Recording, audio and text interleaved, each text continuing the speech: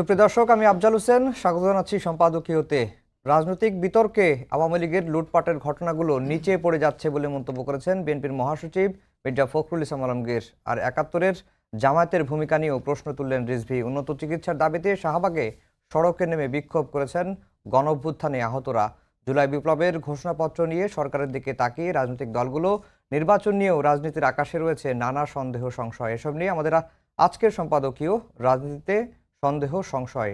আর এ নিয়ে আলোচনার জন্য স্টুডিওতে উপস্থিত আছেন ব্যারিস্টার রুমিন ফারহানা, সাবেক সংসদ সদস্য বিএনপি, এবং আবু বাকের মজুমদার, সমন্বয়ক বৈষম্য বিরোধী ছাত্র আন্দোলন। দর্শক, আপনারাও এই আলোচনায় অংশ নিতে পারেন। এর জন্য আপনাদের ফোন করতে হবে টেলিভিশনে দেখানো নম্বরে। এছাড়া ফেসবুকের মাধ্যমেও আপনাদের মন্তব্য পাঠাতে পারেন। আলোচনা শুরুর আগে জানিয়ে দেব এখনকার প্রধান শিরোনামগুলো। খসড়া তালিকায় ভোটার বাড়ল প্রায় 18.5 লাখ। যুক্ত হলেন 7 দেশের প্রবাসীরা। 20 জানুয়ারি থেকে বাড়ি বাড়ি গিয়ে তথ্য সংগ্রহ করবে কমিশন।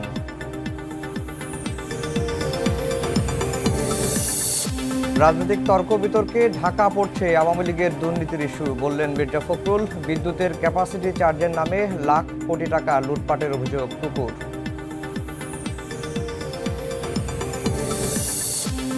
বঙ্গবন্ধুর ভাস্কর্য মুজিব কেল্লা নির্মাণের নামে হাজার হাজার কোটি টাকা আত্মসাতের অভিযোগ, অনুসন্ধানে দুদক। ডাক বিভাগের সাবেক মহাপরিচালক সুধাংশুর বিরুদ্ধে মামলা।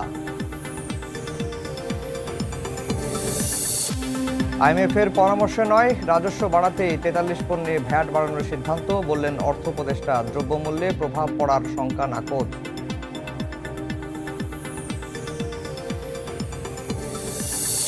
এবং পৌষের শীতে কাঁপছে দেশ, জনজীবনের স্থবিরতা। আগুন জ্বালিয়ে শীত নিবারণের চেষ্টায় ছিন্নমূল মানুষ। ঢাকায় সর্বনিম্ন তাপমাত্রা, বিভিন্ন স্থানে মৃদু শৈত্যপ্রবাহ।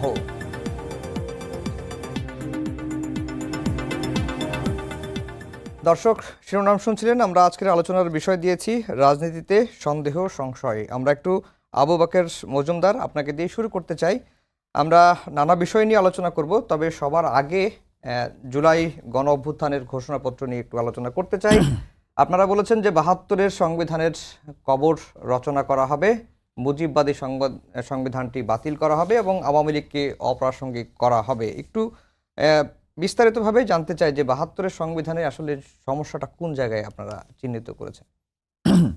আচ্ছা, শুরুতেই ধন্যবাদ দিচ্ছি আপনাদেরকে। আর আমাদের আপনারা অবগত আছেন যে আমরা যখন জুলাই আন্দোলন শুরু হয়, মূলত কোটা বৈষম্য নিরসনে আমরা আন্দোলনটি শুরু করি এবং পরবর্তীতে আমাদের শান্তিপূর্ণ আন্দোলনে আওয়ামী লীগ, আওয়ামী ফ্যাসিবাদের দোসররা গুলি চালায়, আমাদের ভাইরা শহীদ হয়, আমাদের আহত হয়। তো তার প্রেক্ষিতে আমরা যখন 15ই জুলাই আমাদের ঢাকা বিশ্ববিদ্যালয়ের প্রথম ছাত্রলীগ আমাদের উপর হামলা করেন একজনকভাবে, সেখানে আমাদের নারী শিক্ষার্থীরা খুব বাজেভাবে আহত আপনারা দেখেছেন এবং তার মধ্যে দিয়ে কিন্তু আন্দোলন আসলে সংঘর্ষ রূপ নেয়। আমাদের শান্তিপূর্ণ আন্দোলন ইচ্ছাকৃতভাবে এই আওয়ামী ফ্যাসিবাদী বিগত সরকার তারা এই কাজটা করে। তো তার পরবর্তীতে আমরা দেখেন যে আপনারা 9 দফার মধ্যে দিয়ে আমরা 1 দফায় যাই এবং 1 দফার মধ্যে দিয়ে আমরা 5ই আগস্ট এই হাসিনা বাংলাদেশ থেকে পালিয়ে যাই এবং তার মধ্যে দিয়ে আমরা নতুন বাংলাদেশে পদার্পণ করি। এখন এই পদার্পণের মধ্যে দিয়ে আসলে বিগত সময়গুলোতে আমরা শুধু জুলাইয়ের কথা বলছি না, এখানে 15 বছর 15.5 বছর যে ফ্যাসিবাদী সিস্টেম কায়েম করেছে আওয়ামী লীগ সরকার, সেখানে আপনারা দেখবেন যে কিভাবে আসলে এই যে নির্বাচনগুলো হয়েছে সেখানে ভোট ডাকাতি হয়েছে এবং এই বিগত সময়গুলোতে যে আপনার বিচারহীনতা যে সংস্কৃতি, গুম খুন নির্যাতন সব কিছুই চলেছে। তো সব কিছু মিলে এই সব কিছু জাস্টিফিকেশন কিন্তু বিভিন্নভাবে আওয়ামী ফ্যাসিবাদের দোসররা তখন কিন্তু এই যে সংবিধান, এই ৭২ সংবিধান দিয়ে তার জাস্টিফিকেশন দিয়েছিল এবং নির্বাচনগুলোতে যে ভোট ডাকাতি করেছেন, ভোট ডাকাতি করে সংসদে আপনার সংখ্যাগরিষ্ঠ আসন নিয়ে তার মধ্যে দিয়ে দেখা যাচ্ছে যে আবার সংবিধানও চেঞ্জ করছে। তো সব কিছু মিলিয়ে সংবিধানের মধ্যে হাত দেওয়া এবং এই যে নির্বাচনের মধ্যে নির্বাচনের মধ্যে ভোট ডাকাতি করা, তো এই সব কিছুর লেজিটিমেসি কিন্তু এই ৭২ সংবিধান দিয়ে দিয়েছে। এবং এর মধ্যে দিয়ে আমরা আবার একই সাথে যদি বলতে যাই, আপনার ৭২ সংবিধান পরবর্তী সময়ে যখন শেখ মুজিব ক্ষমতায় ছিলেন, তখনও তিনি যে সেই সময়টাতে যে আমরা মনে করছি যে তখনই ফ্যাসিবাদের একটা বীজ তিনি বপন করেছিলেন এবং যার মধ্যে দিয়ে আসলে বাকশাল সেই সময় গঠন করেছেন। তো সব কিছু মিলে এই ৭২-এর যে সংবিধান আমরা মনে করছি ৭২-এর সংবিধান এই বিগত 52-53 বছরে বাংলাদেশের জনগণের আশা আকাঙ্ক্ষাকে প্রতিফলন করতে পারেনি। এবং আরও যদি সেখানে আমি অ্যাড করি, সেটা যে ৭১-এ যখন আমাদের বাংলাদেশের মানুষ বা তখন পূর্ব পাকিস্তানের মানুষ যে যুদ্ধ করে এবং জীবন দেয়, তো এই জীবন দেওয়ার মধ্যে দিয়ে তারা যে বাংলাদেশ কল্পনা করে সেই বাংলাদেশে আসলে সাম্য, মানবিক মর্যাদা, সামাজিক ন্যায় বিচার এই বিষয়গুলো কিন্তু ছিল। তো এইটা কিন্তু আসলে আমরা বাংলাদেশি বিগত 53 বছর আসলে প্রতিষ্ঠা করতে পারিনি। সবকিছু মিলে এই যে 72-এর যে মুজিববাদী এই যে সংবিধান, এই সংবিধান আসলে ব্যর্থ হয়েছে। তো আমরা মনে করছি যে 24-এর যে জুলাই অভ্যুত্থান, এই জুলাই অভ্যুত্থানের মধ্যে দিয়ে আসলে জনগণ নতুন মাত্রায় বাংলাদেশ চায় এবং সেই বাংলাদেশে আসলে জনগণের আকাঙ্ক্ষার প্রতিফলন ঘটবে।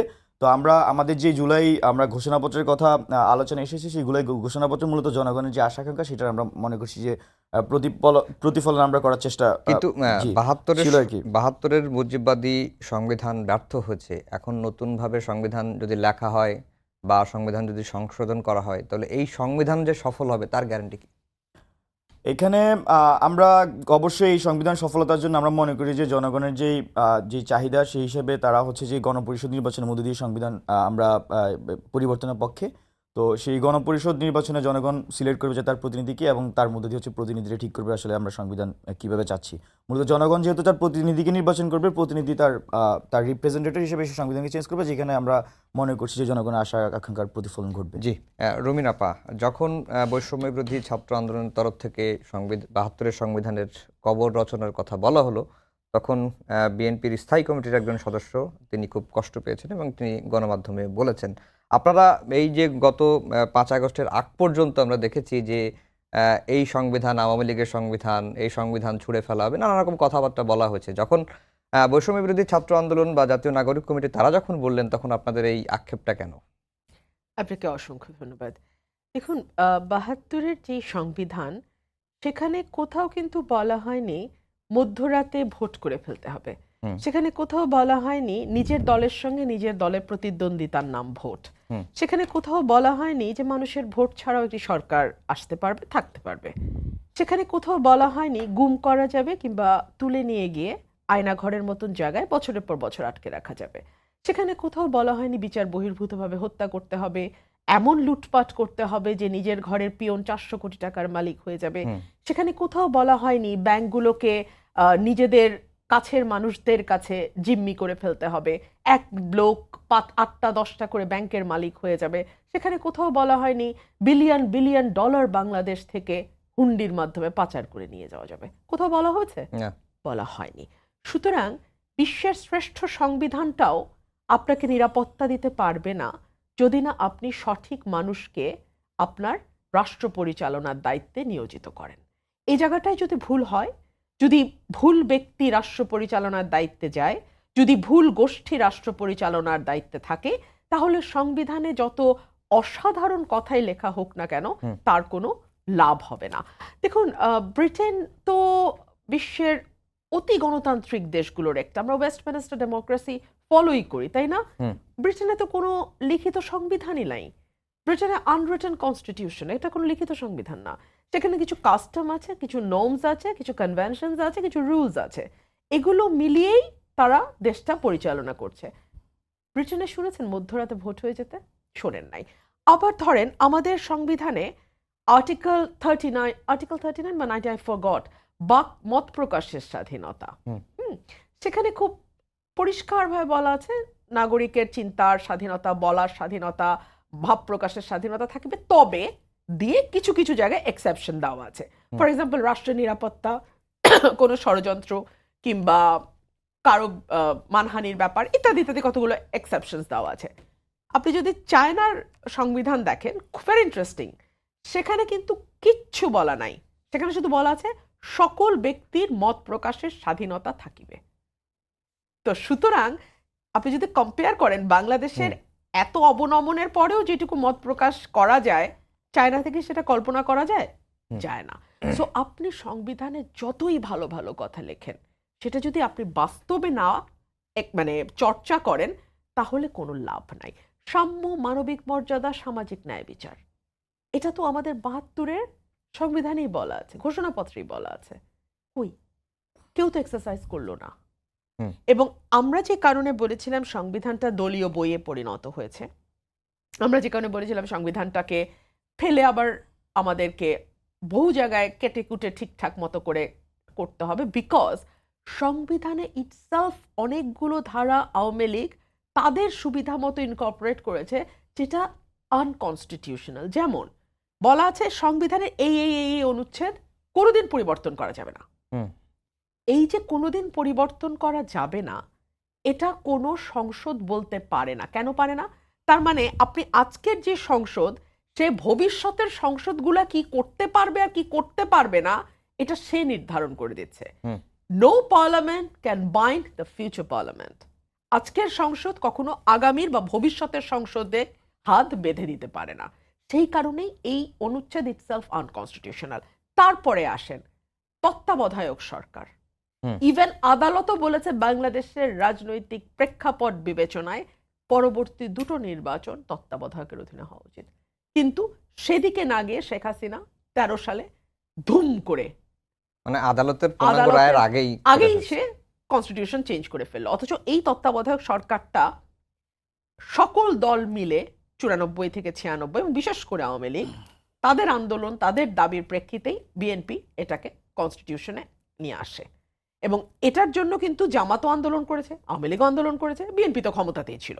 তো সকল দলের ঐক্যমতেই কিন্তু এটা চলে এসছে। এখন আপনি আপনার manifesto, election manifesto for example, কারণ হাসিনা তো 111-এর দোহাই দেয়। হুম।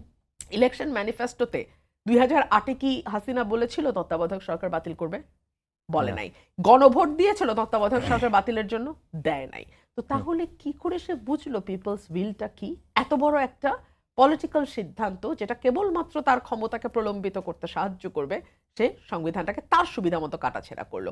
তারপরে আসেন সংবিধানের বাঙালি যেই জাতীয়তাবাদ, আমাদের মানে আমাদের জাতি হিসেবে আমরা Bengali. Hmm. Does it include all other small groups of Bangladesh? No. Chakma, Marma, Mog, Murong আরো যে বিভিন্ন জাতিগোষ্ঠী বাস করে তাদেরকে তো ইনক্লুডই করা হয় নাই বাঙালি জাতীয়তাবাদে, কিন্তু এটা কনস্টিটিউশনে আছে। কনস্টিটিউশনে একই সঙ্গে আমরা ধর্মের ব্যাপারে দুরকম বক্তব্য শুনি, ধর্মনিরপেক্ষতা আবার রাষ্ট্রধর্ম। তো অনেকগুলো ইনকনসিস্টেন্ট ব্যাপার এই কনস্টিটিউশনে আছে।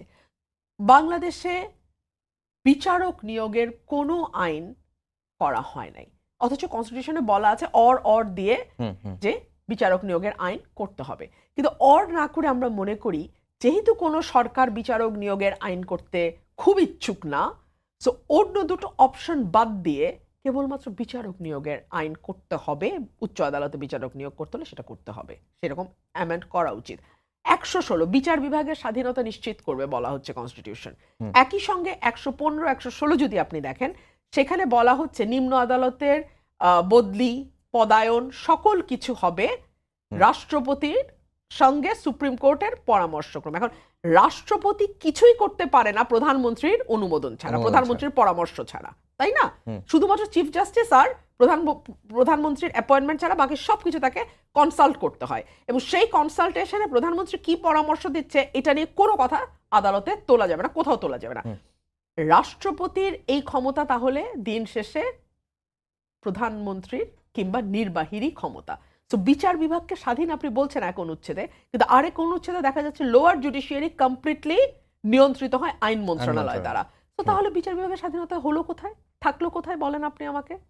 তো এই যে নানান জায়গায় নানান বৈপরীত্য, নানান জায়গায় নানান মানে ইনকনসিস্টেন্সি গুলো আছে, সে কারণেই বলা হচ্ছে যে এই সংবিধান আবার আমাদেরকে নতুন করে ভাবতে হবে। তার মানে এই না যে 72-এর সংবিধান পুরোটাই বাতিল করতে হবে। বহু জায়গায় আছে, ফর এক্সাম্পল এই যে 7-এর ক খ, যে কেউ যদি বিশেষ পরিস্থিতিতে দায়িত্ব গ্রহণ করে তার সেটা রাষ্ট্রদ্রোহ হইবে এবং তাকে মৃত্যুদণ্ড দেওয়া হবে। তাহলে তো এই সরকারে যারা আছে ইনক্লুডিং ডক্টর মোহাম্মদ ইউনূস সবার মৃত্যুদণ্ড হয়ে যাবে। তো এই অনুচ্ছেদটা আপনি রাখতে পারবেন? পারবেন না। তো এই জায়গাগুলোতে আমার মনে হয় অ্যামেন্ডমেন্ট আসার দরকার আছে। আবু বাকের মজুমদার, যেটি রুমিন ফারহানা আপা বললেন যে ভোট ডাকাতির কথা তো সংবিধানে লেখা ছিল না, দিনের ভোট রাতে হবে, তারপরে অর্থ পাচার, গুম খুনের এই কথাগুলোও তো সংবিধানে ছিল না, সেটিও কিন্তু হয়েছে। সবশেষে যেটি বললেন যে সঠিক মানুষ যদি রাষ্ট্র পরিচালনার দায়িত্ব না পায় তাহলে আপনি যতই পৃথিবীর সর্বশ্রেষ্ঠ সংবিধান তৈরি করেন সেটিতে কোনো লাভ হবে না। আসলে সঠিক মানুষ দায়িত্ব আর কবে পাবে? 53 বছরও তো। হ্যাঁ, সেটাই বলছিলাম। তো এখানে রুমিন ফারহানা আপু উনি খুবই চমৎকারভাবে ব্যাখ্যা করেছেন। তবে এখানে আমি অন্যভাবে জিনিসটাকে বলতে চাই, যেমন ভোট ডাকাতি করা যেমন সংবিধানে ছিল না বা মধ্যরাতে ভোট দেওয়া সংবিধানে ছিল না, একই সাথে আমরা এমন সংবিধান নির্মাণ করতে চাই যে সংবিধানের মধ্যে আসলে আর কেউ ভোট ডাকাতি করতে পারবে না, মধ্যরাতে ভোট দিতে পারবে না, দুর্নীতি চাঁদাবাজি করতে পারবে না। আমি শুধু মানে এই মানে আমাদের যে সংবিধান নিয়ে যে প্রস্তাবনা বলি বা আমরা আসলে যে বিষয়টা চাচ্ছি, মূলত এই যে এত ধরনের হযবরল বা ক্ষমতাকে কুক্ষিগত করে রাখা, তো সব কিছু মিলিয়ে এই জেনারেশনের যে চিন্তাভাবনা, এখানে যেহেতু এই আপনার 24শে জুলাই যে আন্দোলন, সেই আন্দোলনে যেহেতু ইউথরা জীবন দিয়েছে এবং ইউথরা লিড দিয়েছে, যদি আমি বলি ফ্রন্ট লাইনে থেকে, তো সব কিছু মিলিয়ে এই যে ইউথদের চিন্তাভাবনা এখন নতুন বাংলাদেশ বিনির্মাণের জন্য আমরা মনে করছি যে এখানে কনস্টিটিউশনাল চেঞ্জ আসা উচিত, এবং একই সাথে এই বিষয়টা হচ্ছে গণপরিষদ নির্বাচনের মধ্যে দিয়ে আমরা মনে করছি তার একটা প্রতিফলন হবে আর কি। জি, আরেকটি বিষয় আসতে চাই আপা, রুমিন আপা, আপনার কাছে যে জামায়াত বিএনপির মধ্যে একটা রুদ্ধশ্বাস বাহাস চলছে এবং এর নেপথ্যের কারণটা কি আসলে? নেপথ্যের কারণ তো খুব সহজ। নেপথ্যের কারণ হচ্ছে দলগুলো এখন ইন্ডিপেন্ডেন্টলি ইলেকশন করতে চাইছে, আচ্ছা, এবং এটার মধ্যে আমি কোনো দোষের কিছু দেখি না। হুম। আমাদের যেই লক্ষ্যে জোট গঠন হয়েছিল সেই লক্ষ্য তো পূরণ হয়েছে। হুম। শেখ হাসিনার মতন একটা মাফিয়া সরকারকে দেশ ছেড়ে পালাতে আমরা বাধ্য করেছি, হুম। এবং এটা ছাত্র জনতা রাজনৈতিক দল আপনি কারো অবদান খাটো করে দেখতে পারবেন না। এবং last but not the least, আজকে এটা আসলে আমি বারবারই বলতে চাই, আমাদের দেশপ্রেমিক সেনাবাহিনী যদি তখন শক্ত স্ট্যান্ড না নিত, শক্ত ভূমিকা না নিত ৫ তারিখে আগে, তাহলে হয়তো ৫ তারিখে অন্য ইতিহাসও হতে পারতো। So hats off to them definitely. এবং আমি একটা দীর্ঘ সাক্ষাৎকার পড়লাম ২ দিন আগে প্রথম আলোতে, হুম। আমাদের সেনাপ্রধান চমৎকার বলেছেন, এবং তিনি মেক শিওর করেছিলেন যে কোনোভাবেই যেন কোনো রক্তপাত যতদূর সম্ভব কমানো, এবং সেনা সদস্যরা কেউ নিজের দেশের মানুষের দিকে বন্দুক তাক করবে না। So that was a very wise and bold decision at that time. আচ্ছা, তো যেটা বলছিলাম, এখন জামাত ভাবছে তারা ৩০০ আসনে নির্বাচন করবে, ৩০০ আসনে তাদের প্রার্থী থাকবে। There is no harm in that, and that is not at all a wrong decision. তাদের তো পূর্ণ স্বাধীনতা আছে এককভাবে নির্বাচন করার, এবং তারা সেটাই করবে। বিএনপিও ৩০০ আসনে নির্বাচন করবে, অন্যান্য কোনো দল, ছোট ছোট দল, তারাও যদি মনে করে তারা প্রার্থী দেবে সকল আসনে, ডেফিনেটলি তারা যদি দিতে পারে নিশ্চয়ই তারা দেবে।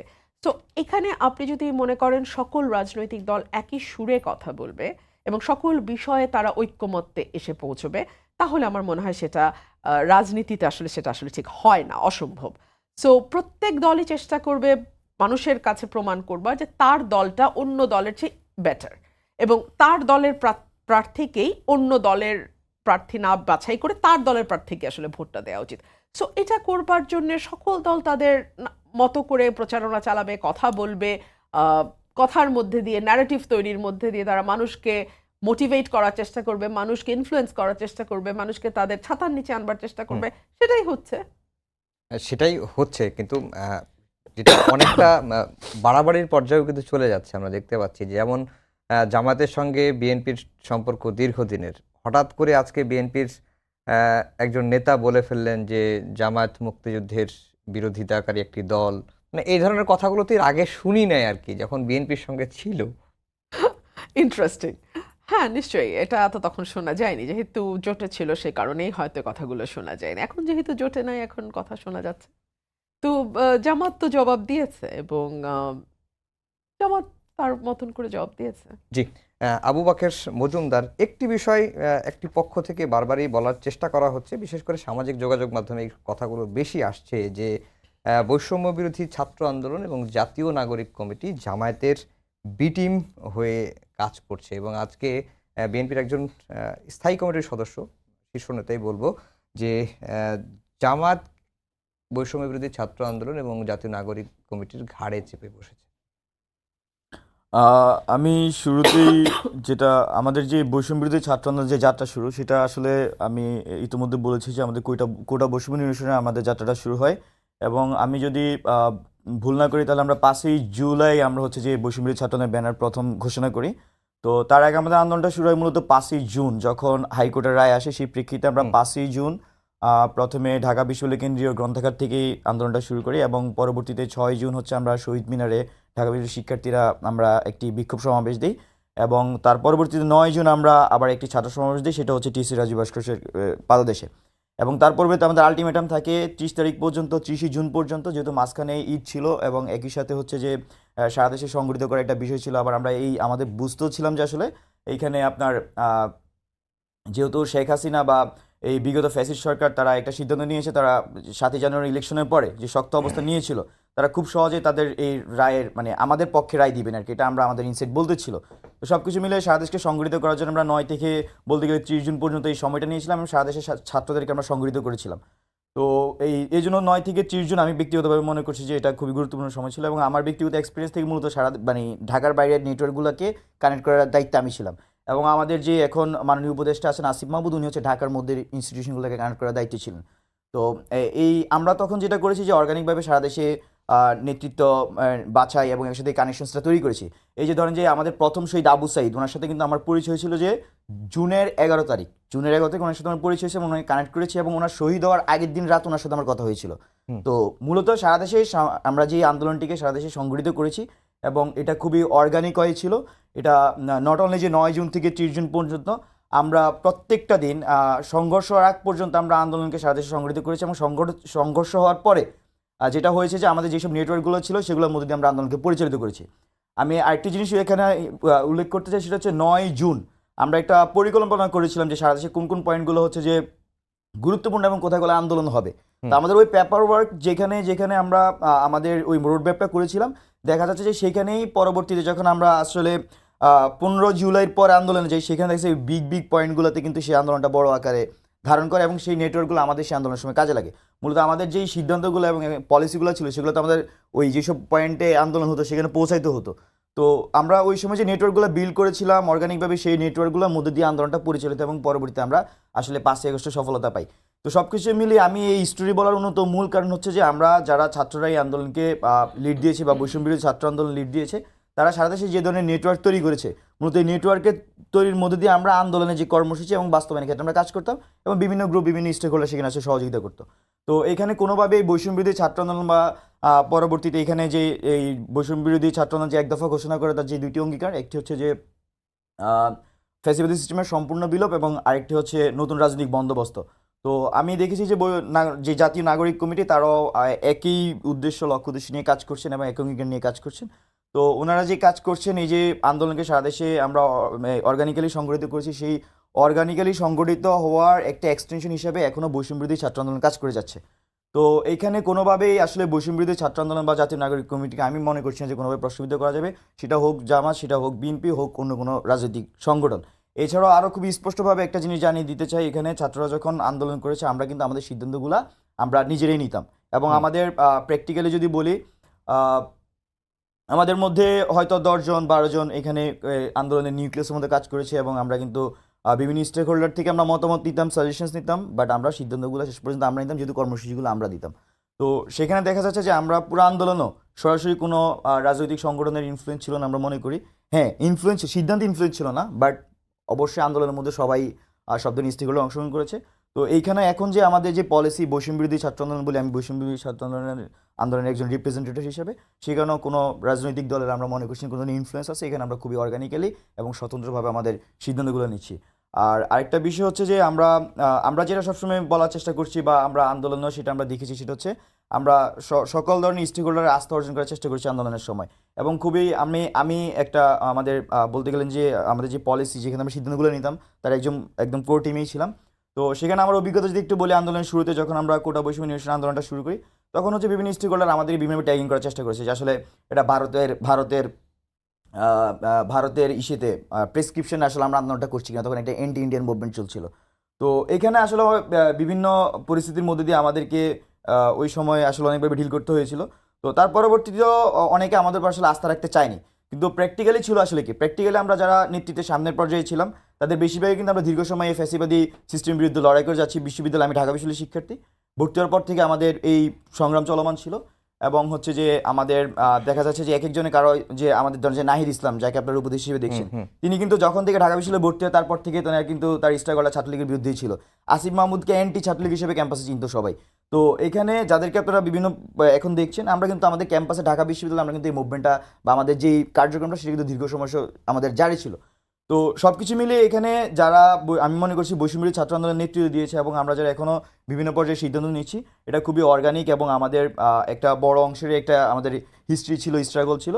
তো এখানে আসলে রাজনৈতিকভাবে আমাদেরকে অন্য দল বা কারো মধ্যে দিয়ে আসলে ট্যাগিং করা আমি মনে করি যে কোনো ধরনের সুযোগ বা এই যে প্রশ্ন নেই আর কি। জি। অন্তর্বর্তী সরকার গঠিত হয়েছে এবং জন আকাঙ্ক্ষা বাস্তবায়ন করবে জুলাই গণঅভ্যুত্থানে, এটি প্রত্যাশা।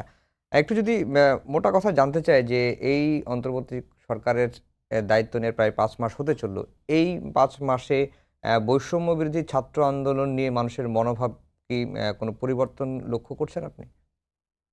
এই যেটা হয়েছে যে বৈষম্যবিরোধী ছাত্র আন্দোলন সারা দেশে যখন আন্দোলনের সময় মানুষকে সংগঠিত করার যেমন চেষ্টা করেছে এবং একই সাথে তাদের কার্যক্রমের মধ্য দিয়ে এবং যেই দৃঢ়চেতন মনোভাবের মধ্য দিয়ে কিন্তু তারা আস্থা অর্জন করেছে। তো তার পরবর্তীতে 5ই আগস্ট পরবর্তীতে আসলে কি হয়, 5ই আগস্ট অ্যাকচুয়ালি কি হয়, 5ই আগস্ট হুম। 5ই আগস্ট থেকে বাংলাদেশের রাজনৈতিক সিনারিও হচ্ছে যে চেঞ্জ হওয়া শুরু করে। মানে যেমনটা আমরা ফ্যাসিবাদের বিরুদ্ধে আমাদের যুদ্ধটা ছিল এবং সেখানে ছাত্ররা হচ্ছে যে আন্দোলনে লিড দিয়েছে।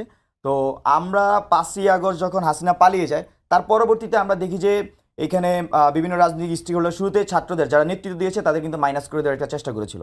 মানে সেই চেষ্টাটা কিন্তু আমি এই জন্য বলেছি 5ই আগস্ট থেকে সে যাত্রাটা শুরু হয় এবং তার পরবর্তী সময়ে আমরা দেখেছি যে ফ্যাসিবাদের দোসর বলি বা বিভিন্ন অংশীজন আমাদেরকে যেমন সহযোগিতা করেছে, অনেক সময় আমরা অসহযোগিতা পেয়েছি। তো সবকিছু মিলিয়ে বৈষম্যবিরোধী ছাত্র আন্দোলনের ব্যাপারে বিভিন্ন পর্যায়ে বিভিন্ন ধরনের আমরা আমাদের বিরুদ্ধে প্রোপাগান্ডা ছড়ানোর আমরা দেখেছি, চেষ্টা করা হয়েছে। কিন্তু আমরা বৈষম্যবিরোধী ছাত্র আন্দোলন যে 3 আগস্ট যে এক দফা ঘোষণা করি, এক দফার ঘোষণার যে 2টি অঙ্গীকার, ফ্যাসিবাদী সিস্টেমের সম্পূর্ণ বিলোপ এবং নতুন রাজনৈতিক বন্দোবস্ত, সেটার জন্য কিন্তু আমরা কাজ করে যাচ্ছি। এবং একই সাথে আমরা যে এই কথাগুলো বলছি যে আমরা মনে করছি যে সংস্কার প্রয়োজন, আমরা মনে করছি যে দেশে চাঁদাবাজি, টেন্ডারবাজি, দখলদারিত্ব থেকে শুরু করে এই বিষয়গুলো বাংলাদেশের জনগণ আর চায় না। আর এই যে তরুণ প্রজন্ম যে জীবন দিয়েছে, তারা যে নতুন অ্যাসপিরেশন নিয়ে বাংলাদেশকে দেখতে চাচ্ছে, সেই অ্যাসপিরেশনের সাথে এই জিনিসগুলো যাচ্ছে না। কিন্তু আমরা দেখছি যে বিভিন্ন রাজনৈতিক স্টেক হোল্ডার বা বড় রাজনৈতিক দলগুলোর লোকজন হচ্ছে যে আপনার চাঁদাবাজি, টেন্ডারবাজির সাথে খুব বাজেভাবে জড়িয়ে যাচ্ছে। আমি আপনাকে একটু তথ্য দেই। এখানে আমাদের রুমিন ফারহানা আপু আছেন, আমি ওনাকে একটু উনি আছেন, আমি একটু তথ্য দিচ্ছি, দুঃখিত।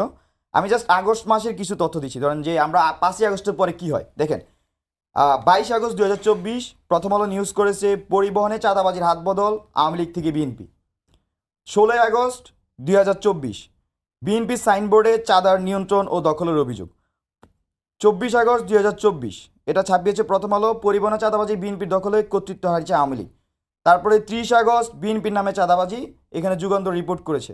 তারপর হচ্ছে যে সাভারে দখল চাঁদাবাজি, Awami League out BNP in, Dhaka Tribune news করেছে। এরকম আপনাকে আমি অন্তত আমার কাছে 100 নিউজ রিপোর্ট আছে শুধু আগস্ট মাসের। মানে আমরা 5ই আগস্ট যখন রদবদল হয়েছে ক্ষমতার, তার পরবর্তীতে আমরা কি দেখতে পেয়েছি ছাত্ররা যখন আমরা কাজ করতে গিয়েছি, খুব স্পষ্টভাবে দেখা যাচ্ছে যে বিভিন্ন জায়গায় চাঁদাবাজি হচ্ছে, টেন্ডারবাজি হচ্ছে, একই সাথে দখলদারিত্ব হচ্ছে। তো সবকিছু মিলে আমরা যখন কাজ করছি, মানুষ বিভিন্ন অভিযোগ নিয়ে আসছিল।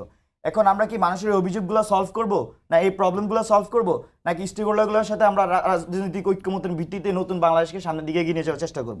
তো সবকিছু মিলিয়ে এই বিষয়গুলো হচ্ছে যে আমাদের বলি ডিরেক্টলি বলি বা ইনডিরেক্টলি আমরা কিন্তু এগুলোতে অসহযোগিতা ফিল করছি।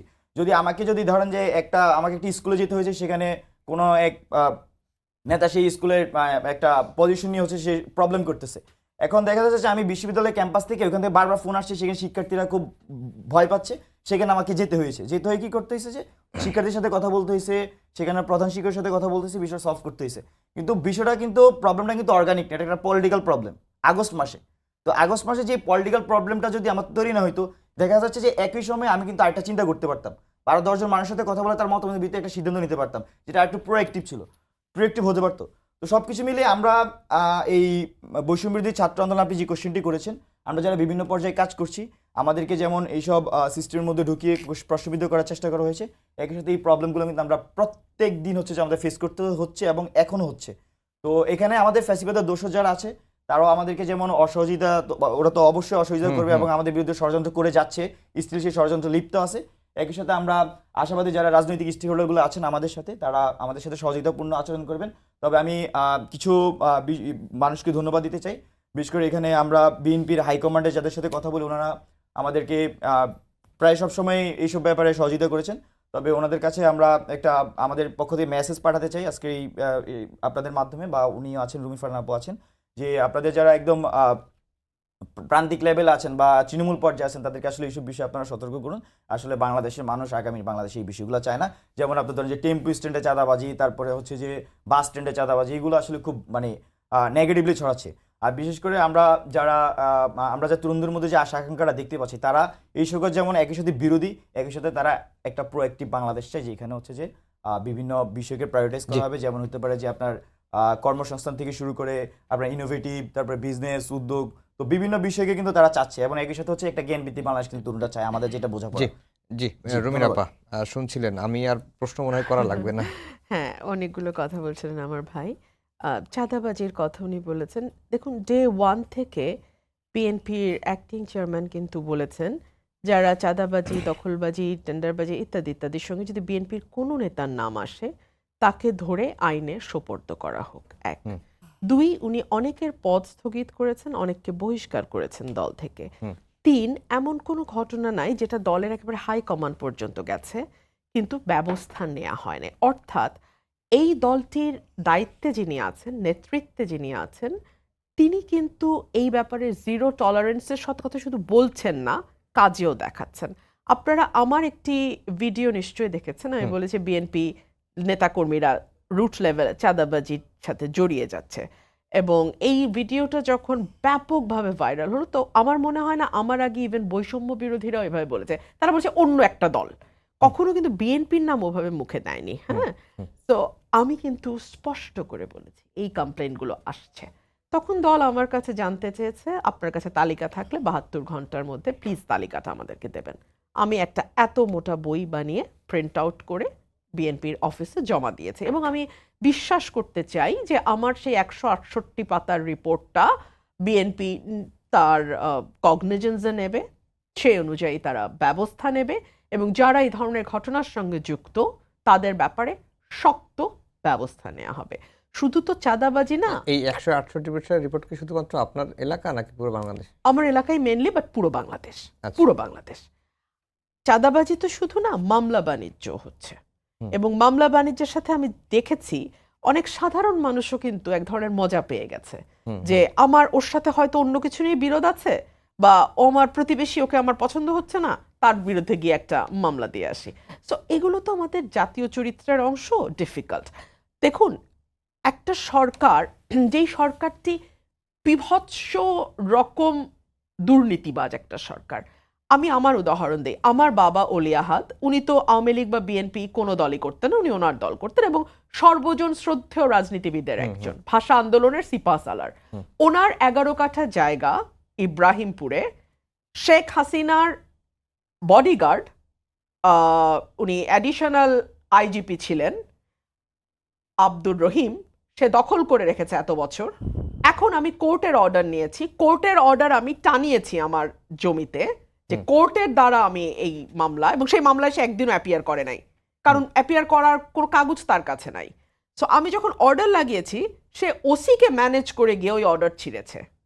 তার মানে বোঝেন যে এই সরকার 5 মাস হওয়ার পরেও পতিত স্বৈরাচার হাসিনার দোসররা এখনো হ্যাডাম দেখায় ঘুরে, অন্যায় করে, অন্যের জমি দখল করে। আমার জমিও না, কিন্তু আমার বাবার 68 সালে কেনা সেই জমি দখল করে রাখছে আজকে এত বছর। দরজায় দরজায় ঘুরে আমি সেই জমি পাই নাই, কোর্টে গেছি, কোর্টের রায় পাইছি, সেটা লাগাইছি, সেটা কোর্টে একদিনও অ্যাপিয়ার করে নাই, ওদিকে থানা ম্যানেজ করে এলাকায় ঢুকছে। সো আব্দুর রহিমের তো এটা জাস্ট অ্যান এক্সাম্পল। তো এরকম নজির তো 15 বছরে মানুষের মগজে গেঁথে গেছে, যে দল ক্ষমতার কাছাকাছি গেলে, ক্ষমতায় থাকলে যাচ্ছে তাই করা যায়, করে পার পাওয়া যায়।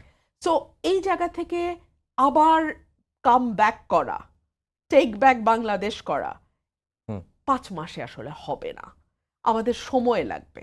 এবং এটা শুধু বিএনপি বলে না, বিএনপির নামটা যেহেতু বিএনপি সর্ববৃহৎ দল, সেজন্য অনেক বেশি বড় করে আসছে। অন্যান্য দলও যে কিছু কিছু এদিক সেদিক করছে না তা না, তবে যেটাই হোক না কেন স্টপ, বন্ধ হওয়া উচিত। 1। 2 হলো, বিভিন্ন কাজে কেন আমার ভাইদের যেতে হবে? বিভিন্ন কাজে যাওয়ার জন্য বাংলাদেশে পুলিশ প্রশাসন আছে, এবং সর্বোপরি একটি সরকার আছে। এই সরকারটি তো কোনো রাজনৈতিক সরকার নয় যে ওর পক্ষে বা ওর বিপক্ষে হয়ে কাজ করবে। এই সরকারটি এমন একটি সরকার যেটা দলমত নির্বিশেষে আস্থার জায়গায় আমরা এই সরকারটিকে দেখতে চাই। সো এই সরকারের তো দায়িত্ব আছে, একটা স্কুলে যদি কোনো সমস্যা হয় সেটা পলিটিক্যাল, ডেফিনেটলি আইন অনুযায়ী কি ব্যবস্থা নেয়ার সেটা স্থানীয় প্রশাসন সেই ব্যবস্থা নেবে। কিংবা অন্য কোথাও যদি চাঁদাবাজি হয়, এত চাঁদাবাজির উদাহরণ যে আমরা দিচ্ছি, হ্যাঁ আমার ভাই দিলেন অনেকগুলো, এগুলো কোনটা কোনটা ব্যবস্থা নেওয়া হয়েছে, না হলে কেন হয়নি, এই জবাবটা তো সরকারকে দিতে হবে, তাই না? আমাদের ট্যাক্সের টাকায়, তো যেই সরকারই আসুক মানুষের ট্যাক্সের টাকায় সেই সরকারটি চলে। সো এই সরকারের তো কিছু ডিউটি বাউন্ড কিছু কাজ তার করতেই হবে। সেই কাজগুলোর মধ্যে একেবারে প্রাথমিক কাজ হচ্ছে এই কাজগুলো, যে কোথাও যদি কোনো আইন শৃঙ্খলা ভঙ্গ হয়, কেউ যদি চাঁদাবাজি, টেন্ডারবাজি, জমি দখল মামলা বাণিজ্য করে, কেউ যদি পেনাল কোডের অনুযায়ী কোনো অপরাধ করে, তাকে ইমিডিয়েটলি আইনের আওতায় আনা। সেটা করতে কেন আমার বৈষম্য বিরোধী ছাত্র আন্দোলন কিংবা জাতীয় নাগরিক কমিটির ভাইদেরকে সময় নষ্ট করতে হবে কেন? জি, তো এই প্রশ্নটা আমি সরকারকে করতে চাই। জি, এটি তো আসলে যেটি বললেন যে আপনি চাঁদাবাজির উদাহরণ দিলেন, টেম্পো স্ট্যান্ড, বাস স্ট্যান্ড দখল, বাজার দখল, নানা রকম অভিযোগ আমরাও পাচ্ছি বা আমরা নিউজও করছি, কিন্তু এগুলো তো দেখার দায়িত্ব সরকারের। সরকার ব্যবস্থা নিচ্ছে না, আপনারা বিভিন্ন জায়গায় দৌড়াচ্ছেন, এই প্রশ্নটাই কিন্তু রুমিন ফারহানা তুলছে। না, এখানে অবশ্যই সরকারের কাছে আমাদের সবসময় আহ্বান থাকবে এই সরকার শক্তিশালী হোক এবং তারা এইসব বিষয়ে ব্যবস্থা নেয়। কিন্তু উনি যেটা বলছেন যে কেন আসলে বিভিন্ন জায়গায় আমরা যাব, আমরা তো হচ্ছে যে আমি বাংলাদেশের নাগরিক হিসেবে আমি মনে করছি যে কোথাও দুর্নীতি অপরাজনীতি দেখলে সেখানে টেন্ডারবাজি চাঁদাবাজি হলে সেখানে ব্যক্তি হিসেবে সেখানে যে প্রতিবাদ করতে পারি। আর আমি মনে করছি সেজন্য আমি যাবো, যে জন্য হচ্ছে আমি শেখ হাসিনার বিরুদ্ধে রাস্তায় নেমেছি। আমি মনে করছি সেজন্য আমাদের যাওয়া উচিত, যে জন্য হচ্ছে যে আমরা ওই যে এখানে আমাদের ভাইরা জীবন দিয়েছে সেই জন্য যাওয়া উচিত, যে জন্য হচ্ছে যে আমার পাশের জন গিয়ে শহীদ হয়েছে সেই জন্য আমাকে যাওয়া উচিত। মূলত এই দেশকে রক্ষা করার জন্য, এই দেশের মানুষের সম্পদকে রক্ষা করার জন্য, এই দেশের যেই আমরা নতুন বাস্তবতা দেখতে চাই সেই বাস্তবতাকে আসলে বাস্তবায়ন করার জন্য মূলত আমাদের মনে হচ্ছে আমরা যাওয়া উচিত। এটা হচ্ছে সোশ্যাল আমি মনে করি রেসপন্সিবিলিটি থেকে আমার যাওয়া উচিত। এটা নট অনলি আমার যাওয়া, আমি মনে করি বাংলাদেশের প্রত্যেকটা মানুষ রাজনৈতিক সচেতন হয়ে এবং এইসব যে দুর্নীতি চাঁদাবাজি টেন্ডারবাজি, তারপর হচ্ছে যে বিভিন্ন পলিটিক্যালি ইনফ্লুয়েসড হয়ে হচ্ছে যে বিভিন্ন প্রবলেম ক্রিয়েট করা, সেই প্রবলেমটার বিরোধিতা করা উচিত এবং এটাকে একটা নাগরিক হিসেবে আমি মনে করছি তার দায়িত্ব এবং সেই দায়িত্ব যথাযথভাবে পালন করা উচিত। যে জন্য আসলে আমরা রাস্তায় নেমেছিলাম জুলাই অভ্যুত্থানে, একই সাথে আমি মনে করছি যে এইসব থামাতে হলে আমাদের প্রত্যেকের স্বতঃস্ফূর্ত অংশগ্রহণ দরকার। সেই আরেকটা জিনিস আমি এখানে বলতে চাই, এটা হচ্ছে যে ধরেন এখানে আমার পার্সোনালি যে এক্সপিরিয়েন্স আমি আরেকটু যদি শেয়ার করি, সেখানে ধরেন যে আমরা এই বিভিন্ন পর্যায় থেকে শুনি, ধরেন যে আমাদের যেহেতু ছাত্রদের 3 জন উপদেষ্টা আছেন উপদেষ্টা পরিষদে, ওনাদের কাছ থেকে আমরা শুনি যে ওনার কাজ করতে গেলে কী কী প্রবলেমের মধ্যে পড়ে।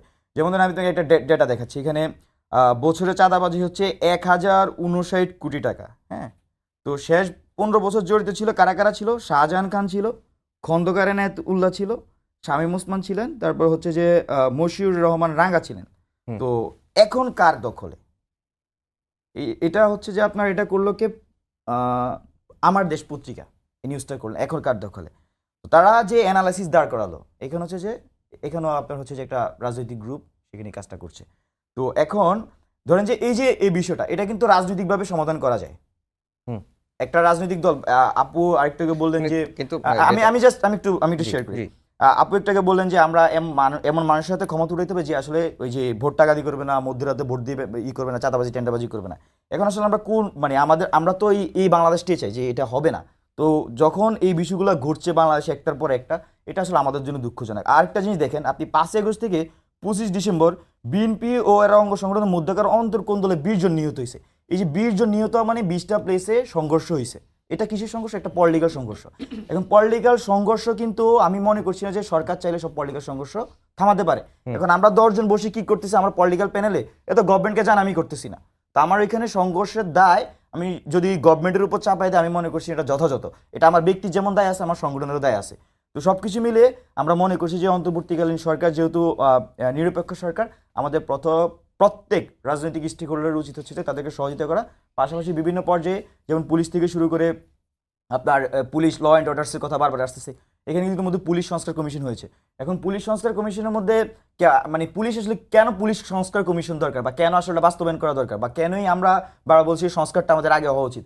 আপনারা দেখেন বিগত 15 বছরে সবচেয়ে কালপিট আকারে কাজ করেছে এই প্রতিষ্ঠান, এবং আমি ফ্যাসিবাদের দোসররা এই প্রতিষ্ঠানের একটা বড় অংশকে দলীয়করণের মধ্যে দিয়ে আপনার এই 14-এর যে 5 জানুয়ারি নির্বাচন, 18 সালের নির্বাচন এবং 24-এর 7 জানুয়ারি যে ইলেকশন, প্রত্যেকটি ইলেকশন হচ্ছে পুলিশকে ব্যবহার করা হচ্ছে যে এখানে ভোট ডাকাতি করা হয়েছে, রাতে ভোট দেওয়া হয়েছে, এবং এছাড়াও গুম খুন নির্যাতনের সাথে কিন্তু এই পুলিশ বাহিনীকে কিন্তু তারা ব্যবহার করেছে দলীয়করণের মধ্যে দিয়ে।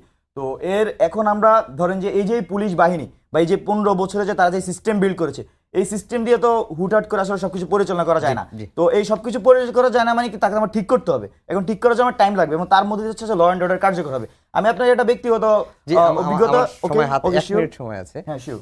আপাকে একটু দিয়ে শেষ করি। হ্যাঁ, sure. যে আপা, আমার হাতে 1 মিনিট সময় আছে, জাস্ট খালি এই প্রশ্নগুলো উত্তর দিলেই আমি জাস্ট 1 শেষ মিনিটে করে দেব। বলি। দেখুন, একটা রাষ্ট্রের বেসিক কাঠামোটা কিভাবে একটা রাষ্ট্র পরিচালিত হয় সেটার ব্যাপারে তো আমাদের একটু বুঝতে হবে, তাই না? আমরা তো রক্ষী বাহিনী করেছিলাম পুলিশকে সাহায্য করবার জন্য, ফল তো ফলেছিল, তাই না? আমরা তো আইন শৃঙ্খলা বাহিনীর সাহায্যের জন্য ছাত্রলীগ যুবলীগ মাথায় থাকবে বলে আমরা বিগত সরকারকে বলতে শুনেছিলাম, ফল ফলেছিল। র্যাবকে দায় মুক্তি দেওয়া হয়েছে, এর ফল হয়েছে নারায়ণগঞ্জে 7 মার্ডার, প্রাইভেট প্র্যাকটিসে চলে গেছে। তো আপনি একটা রাষ্ট্রীয় বাহিনীকে যে আইনের কাঠামোর মধ্যে আছে তাকে আপনি যে ক্ষমতা দেবেন, প্যারালালি যদি আপনি আপনার বিবেক তাড়িত হয়ে আবেগে বসে সেই কাজটি করতে যান, আপনি হয়তো সহি নিয়তেই করছেন, কিন্তু আর 10 জন যে, আমি একটু শেষ করি, আর 10 জন যে 30 সেকেন্ড আছে। আর 10 জন যে সহি নিয়তে সেটা করবে তা তো নয়। সো আপনি না, যে কাজটা পুলিশকে দেয়া হয়েছে, যে কাজটা আইন শৃঙ্খলা বাহিনীকে দেয়া হয়েছে, যে কাজটা রাষ্ট্রের কোনো প্রতিষ্ঠানকে দেওয়া হয়েছে, সেটা না আবেগের তাড়নায় বিবেকের চাপে আপনি করতে যাবেন না। আমি আপনি জাস্ট প্লিজ একটু বলুন। বলবো হ্যাঁ যে বলুন, এখানে অফকোর্স। আমরা 10 পুলিশের সেকেন্ড কাজটা আগে। কখনোই করতে যাইনি। এখানে আমরা মূলত গেছি হচ্ছে ব্যক্তি হিসেবে, আমি একজন বাংলাদেশের নাগরিক হিসেবে আমি প্রতিবাদ করতে গিয়েছি যেসব ধরনের ঘটনাগুলো ঘটছে, দুর্নীতি চাঁদাবাজি টেন্ডার। সবাইকেই ধন্যবাদ জানিয়ে শেষ করছি আমাদের আজকের সম্পাদকীয়। আগামীকাল আবারও দেখা হবে রাত 10টায়। দেখার আমন্ত্রণ রইল। শুভরাত্রি।